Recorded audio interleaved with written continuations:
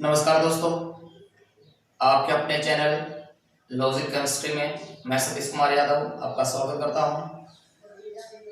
हम बात कर रहे थे सांद्रता की इकाइयों के बारे में। नेक्स्ट हम पढ़ रहे हैं पार्ट्स पर मिलियन या प्रति 10 लाख या पीपीएम या 10 की पावर 6।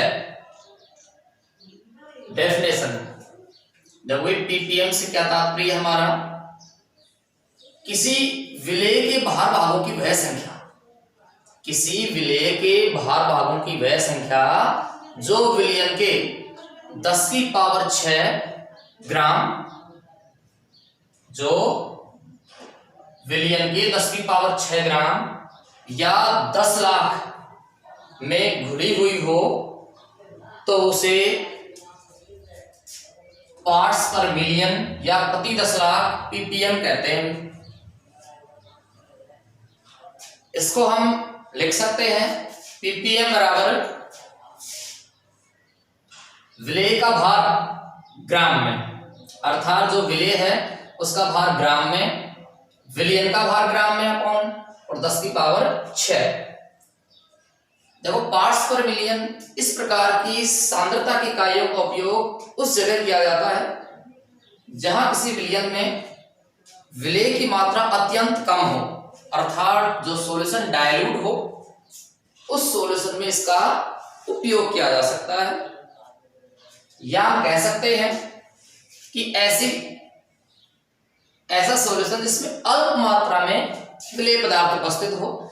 जैसे हम बात करें जितने भी जलीय जीव हैं वो वायुमंडल में उपस्थित ऑक्सीजन का उपयोग नहीं कर सकते हैं, बल्कि कहां से उपयोग करते हैं भाई, जो जल में उपस्थित ऑक्सीजन है उसका उपयोग करते हैं।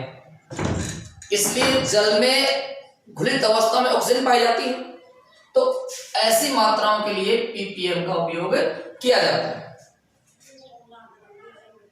जैसे हमारे पास एक क्वेश्चन है, आंकी क्वेश्चन पीपीएम पर, इसको हम हल करते हैं। 2 गुणा 10 की पावर -2 ग्राम ऑक्सीजन 500 ग्राम जलीय विलयन में उपस्थित है तो सांद्रता पीपीएम में ज्ञात कीजिए।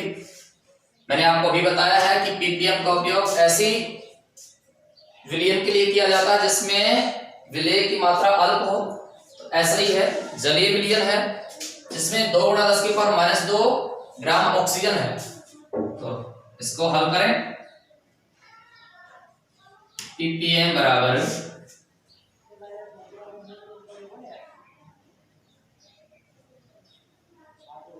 विलेय का भार ग्राम में अपॉन विलयन का भार ग्राम में 10 की पावर 6। तो यहां ये विलेय है और ये टोटल विलयन है। इसको रखेंगे 2 गुणा 10 की पावर -2 ग्राम अपॉन 500 ग्राम 10 की पावर 6। ग्राम से ग्राम कट जाएगा भाई, और ये 10 की पावर 4 रह जाएंगे। 2 गुणा 10 की पावर 4 अपॉन 500, ये हो जाएगा भाई 250।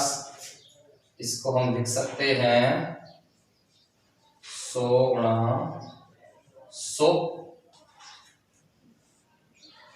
250, 0 से 0 कट जाएगा, 25 चौक 100 और 10 से गुणा करेंगे तो 40 पीपी। कितना माना जाएगा भाई? 40 पीपीएम। इस प्रकार से हम पार्ट्स पर मिलियन या प्रति 10 लाख निकाल सकते हैं।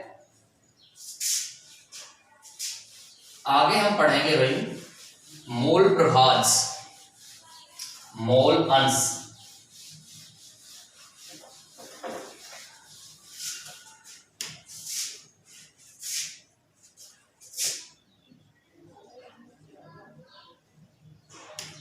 मोल अंश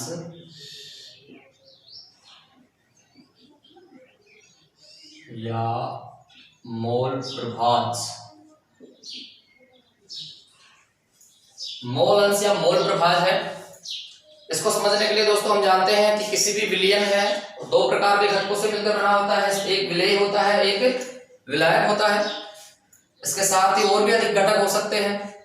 तो हम बात करेंगे मोलों की, कि किसी विलयन में उपस्थित अवयव के, या फिर कह सकते हैं किसी विलयन के कुल मोल तथा अवयव के मोलों का जो अनुपात होता है उसको हम कहते हैं मोल अंश या मोल प्रभाज। और मोल अंश या मोल प्रभाज को x से प्रदर्शित किया जाता है। जैसे हम लिख सकते हैं मोल अंश बराबर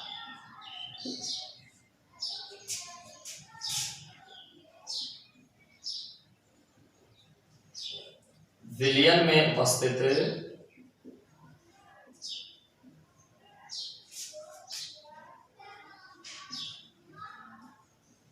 अवयव के मोल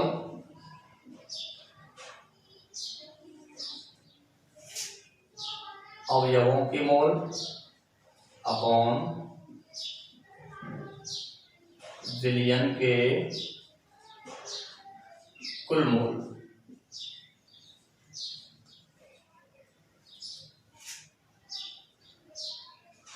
जैसे मान सकते हैं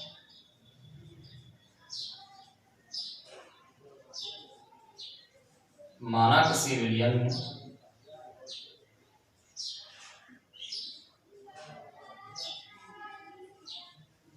विलायक A है,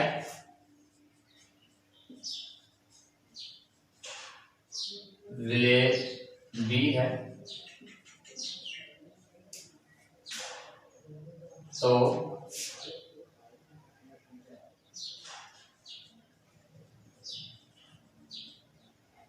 A का द्रव्यमान वेट ऑफ A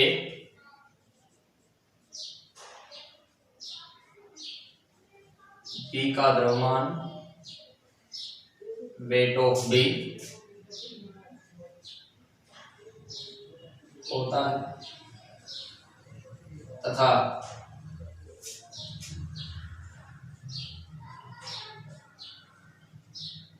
दोनों का क्रमशः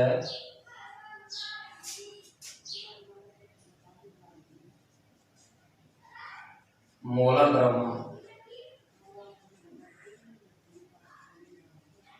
MA MB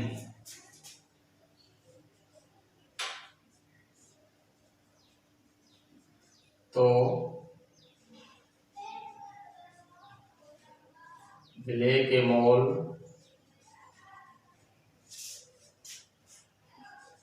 NB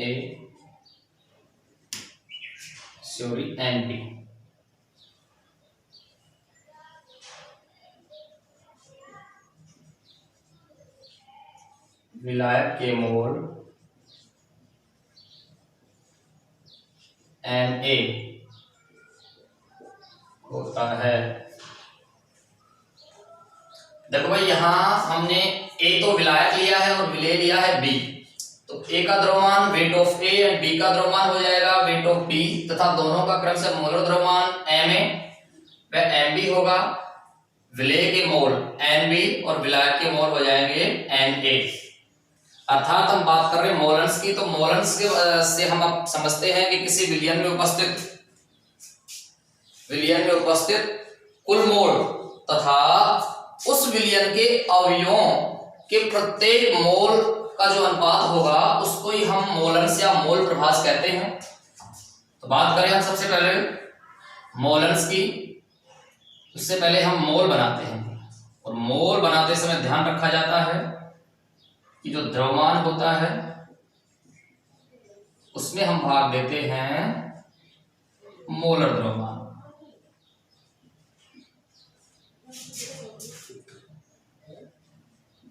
और ये हो जाएगा भाई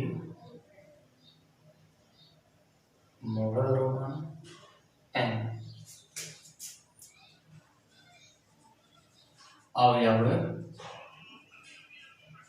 A के मोल बराबर NA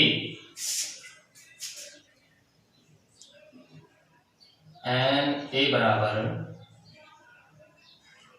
wait of A WA upon weight of A plus weight of B, sorry अरे MB हो MA हो जाएगा, क्योंकि हमें मोल ज्ञात करते समय ध्यान रखते हैं कि द्रव्यमान अपॉन मोलर द्रव्यमान, तो weight of A and molecular weight of A, तो ये तो हो जाएंगे ए के मोल। इसी प्रकार से अवयव बी के मोल एंड बी बराबर weight of B and molecular weight of B. ये हमारे पास मोल आ गए हैं। अब मोल अंश में हमने देखा है, देखो भाई, विलयन में उपस्थित अवयवों के मोल और विलयन के कुल मोलों के अनुपात। तो हम ज्ञात करेंगे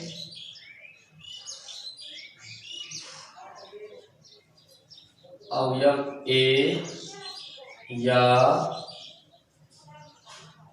विलायक का मोल अंश बराबर अवयव ए का मोल। देखो अवयव ए का मोल हमारे पास है,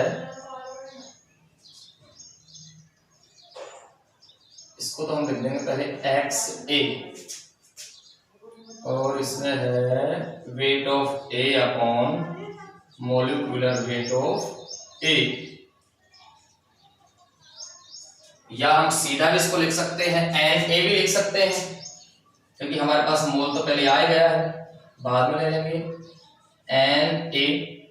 और जब विलेय के मोल और विलायक के मोलों को आपस में मिला दिया जाएगा तो ये हो जाएगा भाई NA प्लस NB। XA ये मोल अंश आ गया किसका भाई, अवयव ए का।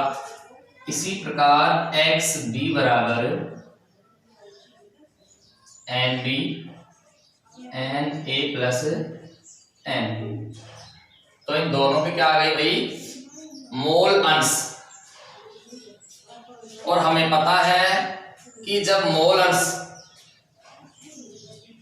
को योग किया जाता है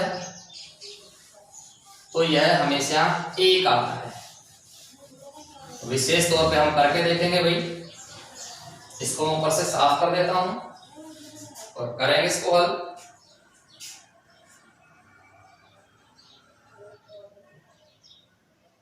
मोल अंश ऑफ ए प्लस मोल अंश ऑफ बी बराबर 1, ये होता है। इसको सत्य करेंगे। XA हमारे पास है Na upon Na plus NB plus NB Na plus NB बराबर 1। इसमें हम लघुत्तम ले लेंगे भाई, Na plus NB Na plus NB आपस में कट जाएगा, कितना आएगा भाई 1। इससे सिद्ध हो रहा है कि अवयव के मोल या अवयव के जो मोल अंश हैं उनका कुल योग कितना होता है, 1 होता है। अब यदि हमें XB निकालना है तो इसका मान हो जाएगा 1 माइनस XA, और यदि हमें XA निकालना है तो 1 माइनस XB, ये हो जाएगा। इस प्रकार से हम मोल अंश मोल प्रभाज निकाल सकते हैं। अर्थात हमने मोल अंश या मोल प्रभाज की डेफिनेशन में देखा है कि किसी विलयन में उपस्थित अवयवों के मोल तथा विलयन के कुल मोल के अनुपात को मोल अंश या मोल प्रभाज कहते हैं। मोल अंश प्रत्येक घटक का होता है, वह टोटल 1 होगा। किसी भी विलयन में उपस्थित जितने भी घटक होंगे उन टोटल का मोल अंश का मान 1 होगा। माना कि हमारे पास 3 होते हैं, अवयव कितने होते हैं, 3 होते, तो ये होता है इस प्रकार से XA plus XB plus XC बराबर 1। 4 घटक होते तो XA plus XB plus XC plus XD बराबर 1 होता। Thank you. हमारे जो यूट्यूब चैनल है लॉजिक केमिस्ट्री का, दोस्तों लाइक कीजिए, सब्सक्राइब कीजिए, किसी प्रकार की कोई समस्या हो तो कमेंट्स कीजिए। ओके।